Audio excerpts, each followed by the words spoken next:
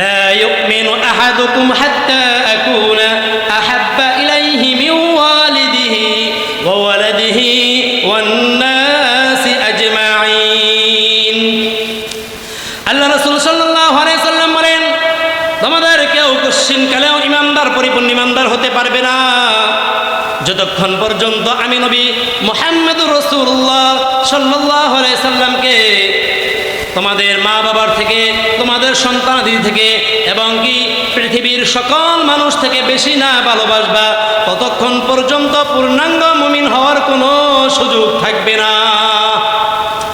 যদি পূর্ণাঙ্গ মুমিন হতে চাই, আমাদের মা বাবাকে কতটা ভালোবাসি তার থেকেও বেশি ভালোবাসতে হবে। আমাদের কলিজার সন্তান, তাকে আমরা আমাদের কলিজা দিয়ে ভালোবাসি, জীবনের থেকেও বেশি ভালোবাসি। সন্তানের জন্য মা বাবা জীবন বাজি রাখে, এই সন্তানের থেকে নবীজিকে বেশি ভালোবাসতে হবে। পৃথিবীর যাকে যত বেশি ভালোবাসি না কেন তার থেকেও বেশি ভালোবাসতে হবে, তবেই আমরা পরিপূর্ণ ইমানদার হতে পারবো। মুহতারাম হাজরিন, এটা কোনো কথার কথা নয়, এটা শুধুমাত্র শুনলাম আর এটুকুতেই শেষ এমনটি নয়, বরং এই কথাটিকে অন্তরে কান দিয়ে শোনা দরকার, অন্তরের কর্ণ দিয়ে শোনা দরকার। এ কথাগুলোকে হৃদয়ে লালন করা দরকার, অন্তরে স্থান দিতে হবে এবং সত্যি সত্যি যদি পূর্ণাঙ্গ ইমানদার হতে চাই, নবীজিকে আমাদের জীবনের থেকে বেশি ভালোবাসতে হবে। মুহতারাম হাজরিন, একবার হযরত ওমর রাদিয়াল্লাহু তাআলা আনহু উনি একবার হযরত নবী করিম সাল্লাল্লাহু আলাইহি ওয়াসাল্লামকে বললেন, ইয়া রাসূলুল্লাহ, ইয়া হাবিবাল্লাহ সাল্লাল্লাহু আলাইহি সাল্লাম, আপনাকে আমি আমার জীবনের থেকেও বেশি ভালোবাসি। ইসলামের শিক্ষা হলো এটাই, কেউ যদি কাউকে ভালোবাসে সেটা তাকে জানিয়ে দিবে। আল্লাহর জন্য কেউ যদি কাউকে মহাব্বত করে, ইমাম সাহেব হুজুর, আপনাকে আমি আল্লাহর জন্য ভালোবাসি, দুনিয়ার কোনো স্বার্থে ভালোবাসি না, আপনাকে আমি আল্লাহর জন্য ভালোবাসি। ভাইজান, আপনাকে আমি আল্লাহর হস্তে ভালোবাসি, আম্মা আপনাকে আমি আল্লাহর জন্য ভালোবাসি, কথাকে জানিয়ে দেওয়া। আব্বাকে জানিয়ে দাও, আব্বা আপনাকে আমি আমার আল্লাহর হস্তে আপনাকে আমি ভালোবাসি। যাকে আল্লাহর জন্য ভালোবাসবে, দুনিয়ার কোনো গান্দেগি ভালোবাসা নয়, পবিত্র ভালোবাসা, আল্লাহর হস্তে ভালোবাসা, এমনটি যারা ভালোবাসবে তাদের জন্য উচিত হলো সেই ভালোবাসার বহির প্রকাশ ঘটানো। সুবহানাল্লাহ, ভালোবাসলে বলে না আপনাকে আমি ভালোবাসি, হুজুর আপনাকে আমি আল্লাহর জন্য ভালোবাসি, শুধু মুখে বললেই হবে না, কাজে বাস্তবায়ন করে দেখাতে হবে।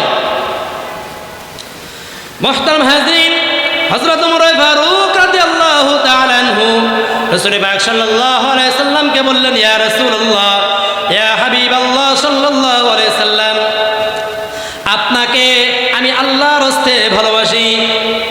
নবীজি সাল্লাল্লাহু আলাইহি সাল্লাম বললেন, হে ওমর, তুমি যে আমাকে ভালোবাসো কতটুকু ভালোবাসো? তুমি কি তোমার জীবনের থেকেও আমি নবীকে বেশি ভালোবাসো কিনা?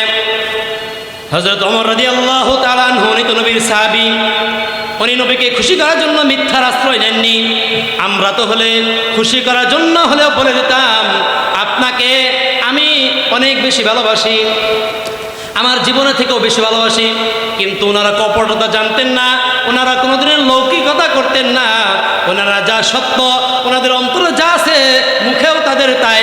এই জন্য উনি একটু চিন্তা করলেন, আসলে কি আমি নবীজিকে আমার জীবনের থেকেও বেশি ভালোবাসি কিনা? সঙ্গে সঙ্গে উত্তর দেননি, উনি একটু ভাবলেন, একটু থমকে গেলেন, একটু থেমে গিয়ে একটু ভেবে চিন্তা করে বলতেছেন, ইয়া রাসূলুল্লাহ, আপনাকে আমি ভালোবাসি সত্য, কিন্তু আমার জীবনকে তো আমি অনেক বেশি ভালোবাসি, আমার জীবনে থেকে আপনাকে বেশি ভালোবাসি না। নবীজি সাল্লাল্লাহু আলাইহি সাল্লাম বলেন, হে ওমর, এখনো হও নাই, এখনো পর্যন্ত পূর্ণাঙ্গ ইমানদার হতে পারো নাই। যতক্ষণ পর্যন্ত তুমি ওমর আমি নবীজিকে তোমার জীবনের থেকে বেশি না ভালোবাসবা, ততক্ষণ পর্যন্ত পূর্ণাঙ্গ মুমিন হতে পারবা না। এবার হযরত ওমর রাদিয়াল্লাহু তাআলা আনহু আবার একটু থেমে গেলেন, আবার একটু চিন্তা করতে থাকলেন যে আমাকে তো যে কোনো মূল্যে পূর্ণাঙ্গ ইমানদার হতেই হবে, আর যদি পূর্ণাঙ্গ ইমানদার হতে যায় তাহলে নবীজিকে জীবনের থেকেও বেশি ভালোবাসতে হবে। এবার হযরতে ওমর ফারুক রাদিয়াল্লাহু তাআলা আনহু তার নিজেকে মনকে প্রস্তুত করলেন। এরপরে কিছুক্ষণ ভেবে চিন্তে আবার উত্তর দিলেন, ইয়া রাসূলুল্লাহ, এই মুহূর্তে আমি আমার জীবনের থেকেও আপনি নবীকে বেশি ভালোবাসি। সুবহানাল্লাহ। হযরতে ওমর ফারুক রাদিয়াল্লাহু তাআলা যখন বললেন আমি আমার জীবনের থেকেও বেশি ভালোবাসি, নবীজি সাল্লাল্লাহু আলাইহি সাল্লাম বলেন, আল আনা ইয়া ওমর, হে ওমর, এতক্ষণে হয়েছে, এই মুহূর্তে তুমি পূর্ণাঙ্গ ঈমানদার হতে পেরেছো।